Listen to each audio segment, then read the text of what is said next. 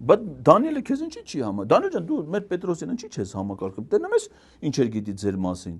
Արա փաստորեն սաղ ձեր մասին ինչ արել եք Պետրոսը գիտի։ Ինչ էր ասում Պետրոս։ Փաստորեն դու տեղյակ ես, որ ես պրոիշխանական ուժերի դաշտում արևմուտքի ֆինանսավորմամբ ստեղծվել են սուտ կուսակցություններ, ասենք մթոմ կուսակցությունն է, էլի, Վասն Ադրբեջան, ենթադրենք, անվանումով Վասն Ադրբեջան։ Դրա հետ միասին կա մթոմ լրատվական կայք,